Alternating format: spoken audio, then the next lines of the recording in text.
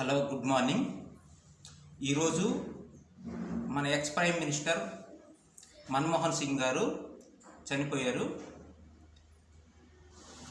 ఆయన గురించి కొన్ని ఇంపార్టెంట్ విషయాలు చూద్దామండి. యాక్చువల్గా మన భారతదేశానికి ప్రముఖ ఆర్థిక వ్యవస్థ ఎవరంటే మన్మోహన్ సింగ్ గారి పేరే చెప్తాము. ఎందుకంటే ఈయన కేంబ్రిడ్జ్ యూనివర్సిటీలో చదివాడు, అలాగే ప్రపంచ బ్యాంకులో ఎంప్లాయీగా పనిచేశాడు అన్నమాట. ఆ తర్వాత ఇండియాకి వచ్చి ఇండియాలో మన ఆర్బీఐ బ్యాంక్కి గవర్నర్గా పనిచేశాడు. ఆ తర్వాత పివి నరసింహారావు గారి టైంలో ఈయన ఆర్థిక మంత్రిగా పనిచేశాడు మన భారతదేశానికి. ఆ టైంలో మన భారత ఆర్థిక వ్యవస్థ అనేది చాలా ఇబ్బందుల్లో ఉంది, అంటే చాలా వెనకబడి ఉందన్నమాట.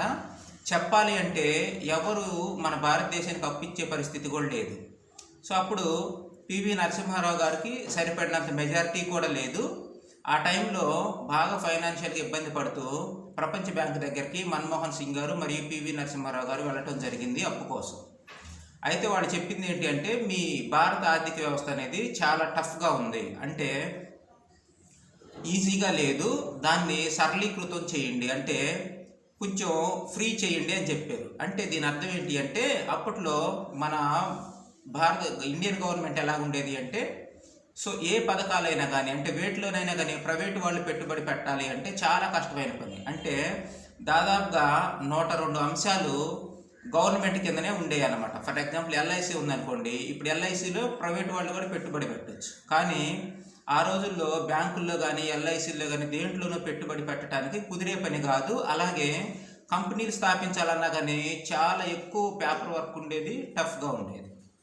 సో అందుకోసమని వాళ్ళు చెప్పినట్టుగా ఇండియాకి తిరిగి వచ్చేసి పివి నరసింహారావు గారు అలాగే ప్రధాని మన్మోహన్ సింగ్ గారు ఏం చేశారు అంటే ఎల్పిజి విధానాన్ని తీసుకొచ్చారు. ఎల్పిజిలో ఎల్ అంటే ఏంటి అంటే లిబరైజేషన్, అంటే ఎవరైనా ప్రైవేటు వ్యక్తులు పెట్టుబడి పెట్టాలన్నా లేదు అంటే కంపెనీ పెట్టాలన్నా కానీ లిబరైజేషన్ అనమాట, అంటే ఈజీగా అయిపోయేలాగా. ఇప్పుడైతే కనుక మన ఏపీలో కూడా సింగిల్ విండో సిస్టమ్ అని మనం ఎక్కువ వింటా ఉన్నాం అనమాట. అలాగే టాప్ ప్లేస్లో ఉంది పెట్టుబడులు పెట్టడానికి అని చెప్పుకుంటా ఉంటాం.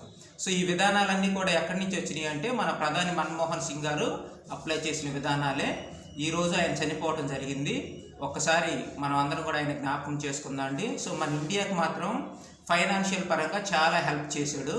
అలాగే ఈరోజు మన ఇండియా 5వ అతిపెద్ద ఆర్థిక వ్యవస్థగా ఉంది అంటే అలా నిలబడటానికి కారణము, లేదా దాన్ని అలాగ నిలబెట్టడానికి బాగా కృషి చేసిన వ్యక్తులు ఎవరు అంటే మన్మోహన్ సింగ్ గారు మాత్రమే. ఓకే, సో అలాగే ఆయన ఇంకొక మాట కూడా అంటారు, చాలా ఇంపార్టెంట్, యాక్సిడెంటల్ ప్రైమ్ మినిస్టర్. అంటే వాస్తవంగా ఈయన ప్రైమ్ మినిస్టర్ అవడానికి ముందు సోనియా గాంధీ గారు కాంగ్రెస్ ప్రెసిడెంట్గా ఉన్నారు. ఆమె ఏంటి అంటే ఫుల్ మెజారిటీ కూడా వచ్చేసింది, అవటానికి రెడీ అయిందనమాట ప్రైమ్ మినిస్టర్గా కూడా. కానీ ప్రతిపక్షాలు, మిత్రపక్షాలు, అంటే సోనియా గాంధీ ఇటలీ దేశస్తురాలు, మన ఇండియన్ కాదు. సో మన ఇండియన్ కాని వ్యక్తి ఎలాగ ప్రైమ్ మినిస్టర్ అవుతుందని అబ్జెక్షన్ చెప్పడంతో చాలా వ్యతిరేకత వచ్చింది. దానితోటి అప్పుడు సోనియా గాంధీ గారు వెనక్కి తగ్గి మన్మోహన్ సింగ్ గారిని ప్రైమ్ మినిస్టర్గా ఎన్నిక చేయడం జరిగిందన్నమాట. అంటే అనుకోకుండా జరిగింది కాబట్టి మన్మోహన్ సింగ్ గారిని ఏమంటాము అంటే ఆయన యాక్సిడెంటల్ ప్రైమ్ మినిస్టర్ అంటాం. అంటే ప్రైమ్ మినిస్టర్ కావాలని ఎలక్షన్లో ఉండి జరిగింది కాదు, అది ఒక యాక్సిడెంటల్గా జరిగిందన్నమాట. సో కాబట్టి ప్రధాని మన్మోహన్ సింగ్ గారిని ఏమంటాము అంటే ఆయన యాక్సిడెంటల్ ప్రైమ్ మినిస్టర్ అంటాం. అలాగే నరేంద్ర మోడీ గారు 2వ ప్రధానమంత్రి అయినప్పుడు కూడా మన భారత ఆర్థిక వ్యవస్థ మందగమనంలో ఉంటే నరేంద్ర మోడీ గారు కూడా వెళ్ళి మన్మోహన్ సింగ్ గారిని కలవటం జరిగింది సలహాల కోసం. అలాగే ఎందుకంటే వీళ్ళిద్దరూ ఆపోజిట్ గవర్నమెంట్స్ అయినప్పటికీ కూడా నరేంద్ర మోడీ గారు వెళ్ళి కలవటం జరిగింది. ఎందుకంటే హీఈస్ అన్ ఎడ్యుకేటర్, మన భారత ఆర్థిక వ్యవస్థకి చాలా ఇంపార్టెంట్ వ్యక్తి అన్నమాట. ఆర్థిక వ్యవస్థకు కృషి చేసిన వారిలో ప్రధాని మన్మోహన్ సింగ్ గారిని మించిన వాళ్ళు ఇంకొకరు లేరు అని చెప్పుకోవడంలో ఏమాత్రం అతిశయోక్తి కాదు. Thank you for watching this video.